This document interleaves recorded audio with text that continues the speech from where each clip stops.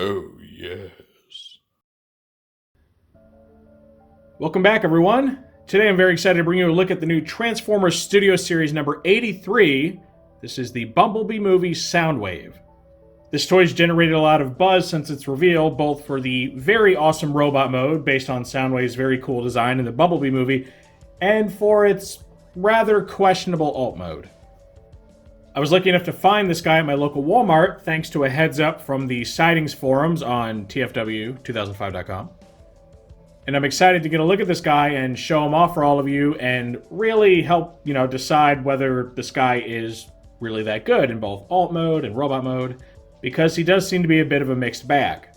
That being said, if you've seen my reviews before, you know how this goes. We're going to take a look at Soundwave's packaging, then we'll open it up, we'll see the instructions. At some point I'll look at his little backdrop display, and then we'll see Soundwave himself in both his alt and robot modes. Naturally, I'll be doing plenty of group shots and comparisons today, and then at the end of the video, I'll give my final thoughts. So Soundwave comes in what is now your standard Voyager packaging for Studio Series.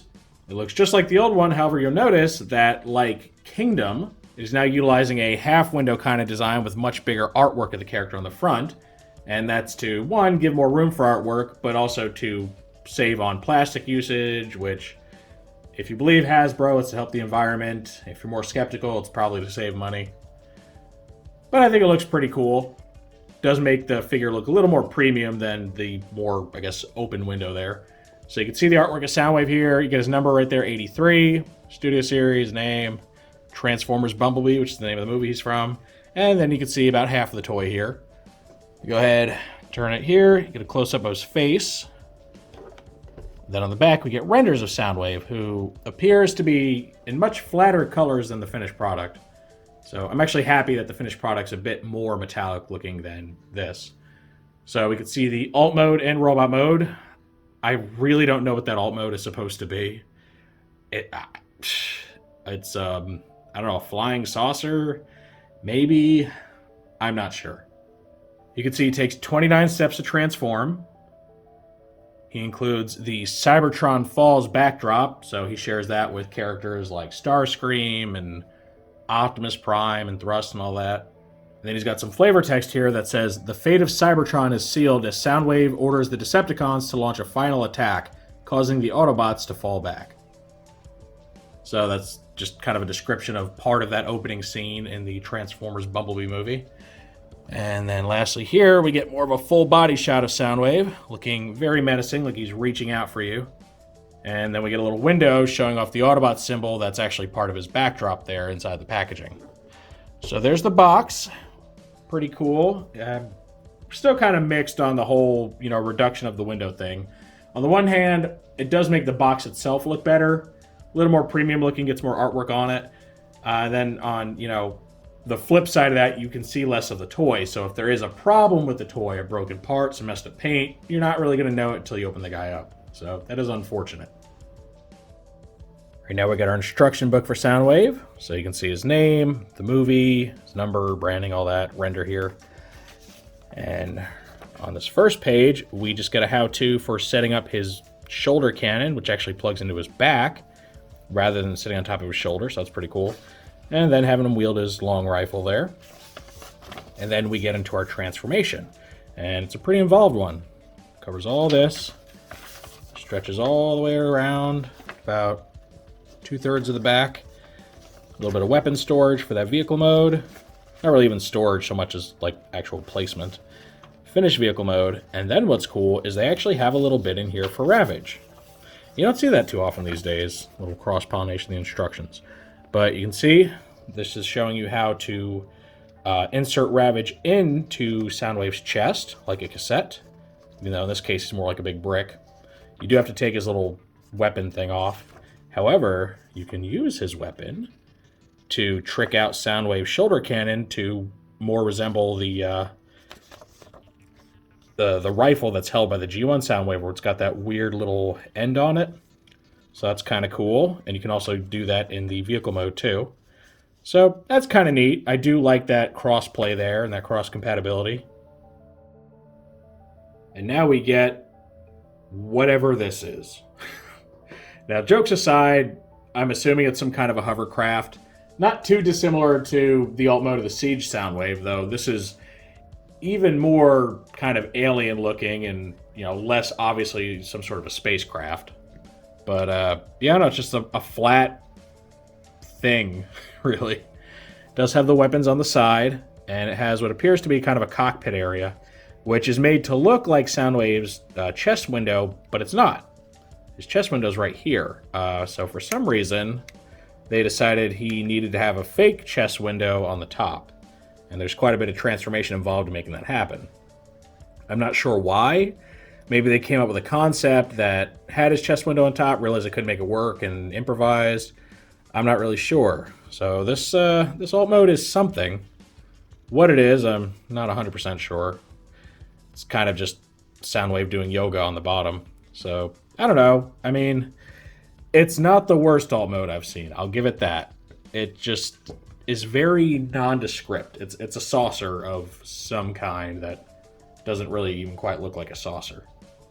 In fact, the artist who created the concept art for the alt modes for these new Bumblebee characters, the concept art that he showed off of this looked way, way better than the finished product and did actually resemble some sort of a hovercraft rather than whatever this square is. So, I don't know. It's hard to rate it because it's an alien vehicle mode. It's not meant to look like anything that we would recognize here on planet Earth, so how can I rate it against that? It's just something that an alien robot would fly around as, I guess. I don't know. So I'm just kind of meh on it. It's not good or bad. It's something. It's an alt mode. Like, he had to transform into something, and this is what they came up with. So, love it or hate it, I guess. Here's a quick comparison shot with the aforementioned Siege Soundwave, because he is the only other Soundwave that turns into some kind of, like, alien spacecraft. And he's definitely a weak alt mode, too. A lot of people made fun of him for his, kind of silly-looking alt mode. But at least it kind of looks like a starship. You got kind of the engines and a little cockpit here and like a bridge or a flight deck or something. Thrusters. I think it does its job a little better than the flat square. It's just my opinion. I think that this thing is an alt mode in only the barest sense. It's just something the toy had to transform into, whether or not it looks like anything. Okay, now it's time to transform Soundwave. So the first thing you want to do is remove his weapons. They're just plugged into little 5mm ports on the forearms here. Just want to get them out of the way. Uh-oh. Took the whole panel off. That's not good. Yeah, this the shoulder cannon is a much tighter fit in those ports than the regular rifle, so just be aware of that. It might cause you to pop a panel off like I just did. Okay, so we get all this. Next thing we're going to do is lift this section up. You can see here, there's the inside of the chest cavity. You're going to rotate this around 180. Rotate this 180. Bring it up. Flip it down, and that becomes the back of Soundwave. Next thing we're going to do is unplug the feet from the forearms and just kind of fold them back out of the way. Pull this away. Get these kind of untabbed. Separate the legs here. And then you are going to lift these little panels up and kind of fold the legs out. Get them into like a normal position. So they're stretching everything out here. Rotating like so. All right, there's all that. Let's fix the feet. Put them in a natural position like this.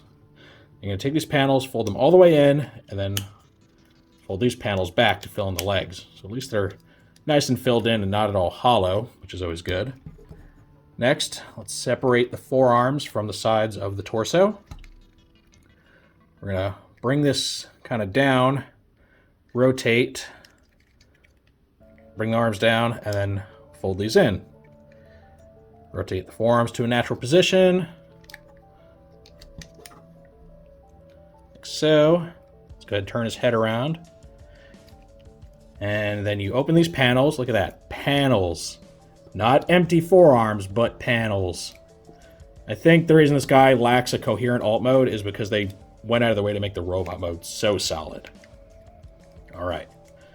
So here's the robot mode. Let's get it kind of posed and situated.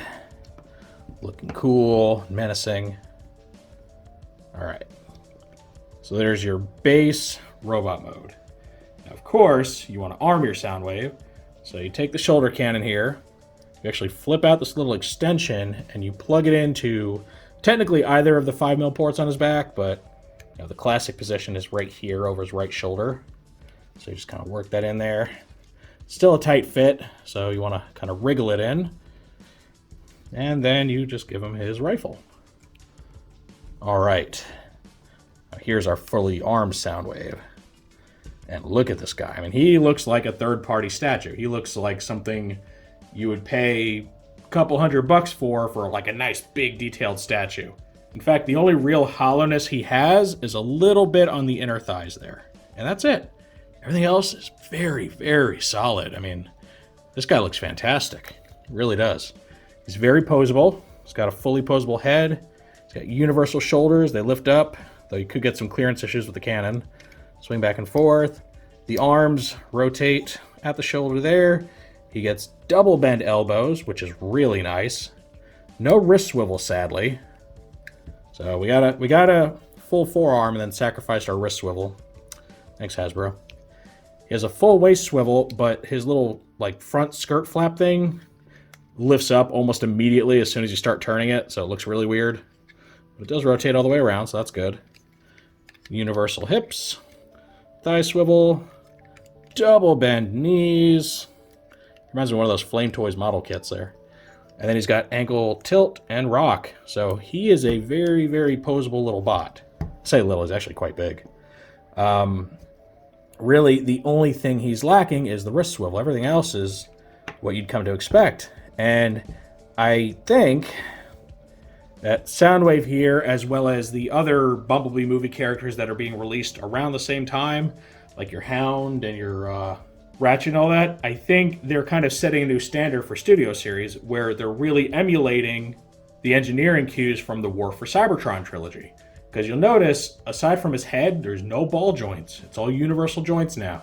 He's got the ankle tilt. Like, he feels more like a War for Seibertron toy than he does a standard like movie-verse Studio Series figure. And I love that. Because a lot of these Studio Series toys, like especially based around the live-action films, they're a little lacking when it comes to the posability and when it comes to the joint usage compared to the War for Seibertron counterparts. Now, of course, part of that is because Studio Series predates War for Seibertron. Studio Series came out during the Prime Wars trilogy when ball joints and static ankles and things like that, lack of wrist swivel, those were just kind of the norm. So I'm happy to see that the line does seem to be evolving. Now, I don't know if that's going to be the case for all Studio Series figures. It might just be the ones based on the Bumblebee movie. Maybe, maybe not. Maybe it'll be all live action figures. I know that oddly enough, the Studio Series 86 Perceptor, a lot of people notice he has ball jointed shoulders. Like, I don't think he needs to for any reason, but he does. And a lot of people are like, wow, this is a real step backwards. Because, Studio Series 86, it's part of Studio Series, but really it's more in line with your mainline generations when it comes to the aesthetic, the engineering. So seeing Perceptor with the ball jointed shoulders is kind of weird. And a lot of people have been vocal about that. And I'm not super upset as long as the ball joints are solid, I guess, but I really don't prefer it. So I'm very happy to see that the engineering on this guy is just pretty impeccable.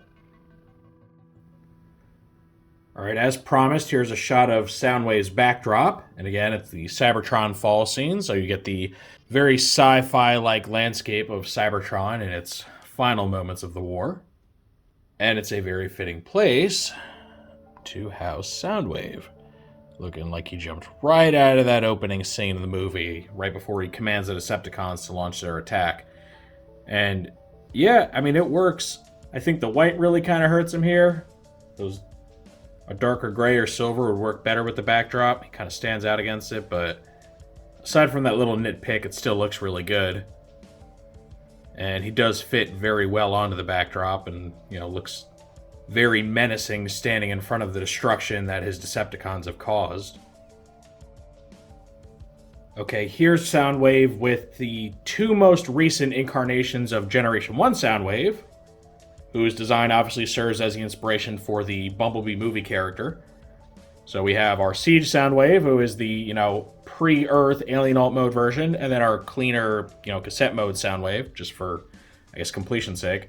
Now, one thing I forgot to cover when I was looking at Soundwave himself is that he does indeed have an opening chest door, just like these guys, and it works the exact same way. A little spring-loaded button right here, and there you go. You open it up. Now, it's important to note that these guys are not cross-compatible when it comes to their cassettes. The War for Seibertron style cassettes are far too big in their length and width to actually fit inside his chest.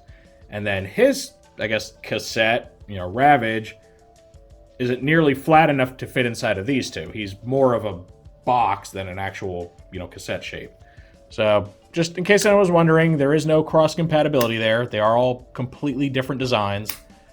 But, that's okay, because they're different aesthetics, they're different continuities, they don't all have to be fully compatible. And honestly, I think that serves Ravage better, because if they were trying to make him, flat, his robot mode, or I guess beast mode, would suffer. I mean, if you need a good example of why, just look at the Siege and Earthrise, or, well, I guess Netflix Ravages. They don't look great. A lot of the cassette characters really kind of suffered because they had to fit inside of the same chest compartment, all across the entire trilogy. So I'm thinking in this case, lack of cross-compatibility is for the best. Also, while I have these guys out, I want to point out it's interesting that they decided to go with white for Soundwave's secondary color here. Normally, the character uses gray. The only time you really see white is sometimes in the cartoon. However, unless I'm mistaken, unless the lighting threw me off, I don't think Bumblebee movie Soundwave has white on him. I'm pretty sure he's gray or silver in the movie. So why they went with a white color scheme, I'm not really sure. I mean, it looks okay, but I wouldn't call it accurate to the movie. Unless the dim lighting really is just tricking me and it is actually white, but I don't think it is. I think it's more of just a regular metallic color. Now, here's a group shot with Soundwave and what may or may not be future incarnations of the character, really depending on whether or not you ask Lorenzo Di Bonaventura, because he seems to think that the Bumblebee movie and all the other live-action movies are all connected. I'm, pressing X to doubt on that one. There's just no way at this point. The continuity is always bad in the Bayverse, but you'd have to be squinting really, really hard to make this one work. And I also just like to think that that's not the case because, well, I think the live-action movies need a fresh start. But if you do consider this guy the same character as these two Soundwaves, this one being his Revenge of the Fallen form, this one being his Dark of the Moon form, you do at least now have a full evolution of the character, though oddly, as you can see here, he is significantly larger in his Seibertronian form than he is in either of his two Earth modes. So, yeah, it's just another reason I think these are not the same character. While it's true that a Transformer's size will vary based on what form they're in, they're so night and day different, it's hard to reconcile them as being the same guy. But if you are a huge fan of the Bayverse and you really, really just want to go with the idea that they're all the same, have at it. Nobody's stopping you. I think it's a very loose connection at this point. And this completes our look at the new Studio Series Voyager class Soundwave. Overall, I'm very impressed with this figure. I absolutely love the robot mode, and I think it does a fantastic job of translating his CGI model from the movie into a plastic form. Now, we already know the alt mode's really wonky and really just is an afterthought to the robot mode, right? They basically start with a robot mode that did not have a transformation in the movie, in the CGI model, any of that, and had to develop something for it that wouldn't compromise the robot mode. So while, it is unfortunate that it's not great, me personally, I'm always going to lean into preferring the robot mode over the alt mode. Now, luckily, the other characters that have been revealed so far, like your RC and your Brawn and all that, they seem to do a lot better when it comes to the alt mode. Soundwave, I guess just the robot mode they came up with for the movie really doesn't lend itself well to, transforming into anything. So I think it's fine. It's not the worst alt mode out there. It's not exactly, gappy or silly. It's solid looking at least. It's just something very alien in design. So I can kind of forgive that. And then, of course, the robot mode is just pure awesomeness. It's very solid, very little hollow bits, very posable. One of the most posable figures to come out of Studio Series. And it has the added benefit of being cross-compatible with Ravage. And maybe, who knows, in the future, other characters, though Ravage is the only one we've seen, interact with him on screen so far, so who knows. So that's going to be really cool to get that added play value whenever Ravage does start showing up, because he can fit in his chest, he can let him borrow his little prong-looking gun-tip missile thing for his shoulder cannon, even though, oddly enough, it normally doesn't go on the shoulder cannon, it goes on the rifle, but yeah, whatever. It's better than nothing. So I really like this guy, and if you are a fan of like the Soundwave character, if you liked the Bumblebee movie and you've been hoping to get this guy in like a physical form that isn't some really expensive statue or something, this is the way to go. You may be put off by the white, and I am a little bit too. I think that should have been gray. That's kind of a small nitpick. I think you'll be very, very happy with this toy. He does everything that he's supposed to do. He is a very good-looking Bumblebee movie Soundwave. Of course, that is just how I feel about this toy. So now I want to know what you all think of Soundwave. Do you like him as much as I do? Are you able to forgive his alt mode, because of the awesome robot mode? Or do you not like it as much? Maybe the alt mode is just too bad and you just can't justify buying this. Or do you not like the robot mode as much as I do? I mean, it's not perfect, for sure, and it's got some oddities to it. Any and all feedback is always welcome in the comments section. If you enjoyed this review, make sure to toss it a like. Let YouTube know you want to see more stuff like this. If you do want to see more like this, make sure to subscribe and hit that notification bell so you always get a heads up when I post something new. I thank you for joining me for this look at the new Studio Series number 83 Voyager class Soundwave. And with all that said, I will see you next time.